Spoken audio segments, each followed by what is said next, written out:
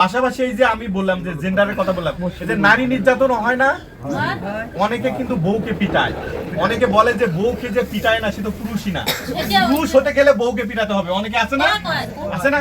আবার অনেকে বলে কোন পুরুষ যদি বাড়ির একটু সংসারের কাজ করে দেয় কয় ও তো বইয়ের কথাই চলে, বলে কিনা বলেন? তো এগুলো কিন্তু আমাদের ভুল ধারণা। একজন পুরুষ যদি বাড়ির কোনো কাজ করে দেয়, যদি একটু রান্নার কাজে সহযোগিতা করে, ঘর মোছার কাজে সহযোগিতা করে, তাহলে সে কি বইয়ের কথাই চলা হলো? এগুলো আমাদের ভুল ধারণা। এই ভুল ধারণাগুলো ভাঙতে হবে। ভাঙার পরে আমাদের পরিবারটা যদি সুখী পরিবার হয় তাহলে কিন্তু আপনার যত টাকা পয়সায় থাকুক, স্বামী স্ত্রীর যদি মিল না থাকে তাহলে কিন্তু ওই সংসারে সুখ কখনোই আসবে না। আপনার হাজার হাজার টাকা, লাখ লাখ টাকা, কোটি কোটি টাকা, কিন্তু আপনার পরিবারে সুখ নাই। কারণ কি? আপনার স্বামী স্ত্রীর মধ্যে মহব্বত নাই। তো এই মিল মহব্বতটা যদি আমরা গড়ে তুলতে পারি তাহলে আমরা সুন্দর একটা পরিবার গড়ে তুলতে পারবো।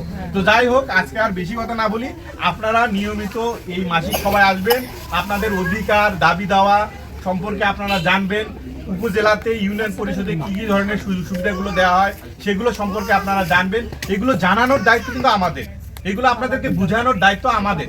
এই জন্য কিন্তু আমাদেরকে এই যে পল্লী কর্মসহায়ক ফাউন্ডেশন, এই যে self help and rehabilitation program serve, আমাদেরকে কিন্তু মাসে মাসে বেতন দেয়। মাসে মাসে কেন বেতন দেয় জানেন? যাতে আমরা আপনাদেরকে এই তথ্যগুলো জানাই, আপনাদেরকে যাতে বুঝাই। এটাই হচ্ছে আমাদের চাকরি। এটা যদি আমরা আপনাদেরকে না বলি, না করি, তাহলে কিন্তু আমাদের বেতনটা হালাল হবে না।